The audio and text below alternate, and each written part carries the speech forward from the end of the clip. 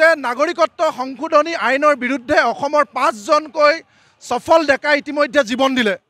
5জন সফল ডেকা গুলিয়াই হত্যা কৰিলে। তাৰ পিছত কিন্তু অসমৰ মানুহে আজিলৈকে কাম আনি লোৱা নাই। নাগৰিকত্ব সংশোধনী আইনৰ জৰিয়তে আমি বাৰম্বাৰ কৈছিলোঁ যে লাখে লাখে বাংলাদেশী লোকে অসমত নাগৰিকত্ব পাব, কিন্তু নৰেন্দ্ৰ মোদী চৰকাৰে অসমৰ মানুহৰ জাতি ধৰ্ম নিৰ্বিশেষে অসমৰ মানুহৰ সহমতক নামানি তেওঁলোকে জোৰ জবৰদস্তি জাপি দিলে।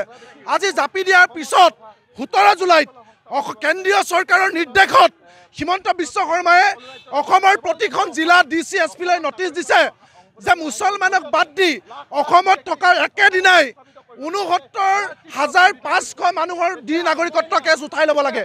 অৰ্থাৎ 17 জুলাইত একেদিনাখনেই 69,500 মানুহে বিদেশী মানুহক এই বিজেপি চৰকাৰে নাগৰিকত্ব দিছে। তাৰপিছত আমি আৰু এটা কথা কৈছিলোঁ যে তেওঁলোকে কাট অফ ডেট দিছিলে যে 2014 চনৰ 31 ডিচেম্বৰ, কিন্তু আজি দুদিন পূৰ্বে আপোনালোকে দেখিছে কেন্দ্ৰীয় চৰকাৰে ইমিগ্ৰেশ্যন এণ্ড ফৰেনাৰ এক্সামশ্যন অৰ্ডাৰ 2025 আনিছে। আনি কৈছে যে এতিয়া 14 চন নহয়, 2024 চনৰ 31 ডিচেম্বৰলৈকে তেওঁলোকে যিমানবিলাক বিদেশী অসমত আছে তেওঁলোকক নাগৰিকত্ব দিব।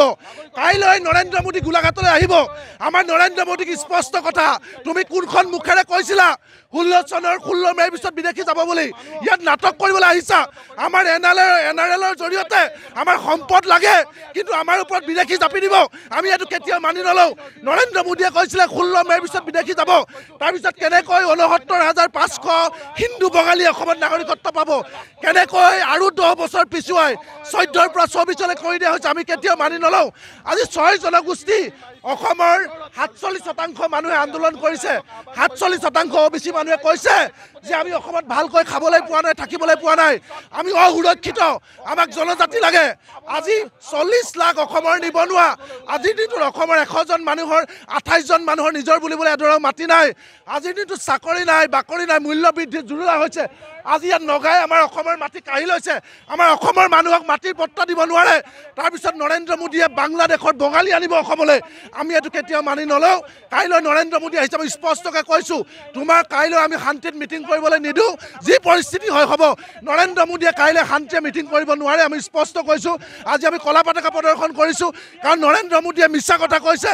নৰেন্দ্ৰ মোদীয়ে NRLত সম্পদত চকু দিয়ে, কিন্তু আমাৰ ওপৰত বিদেশী জাপি দিয়ে। আমি কেতিয়াও মানি নলওঁ।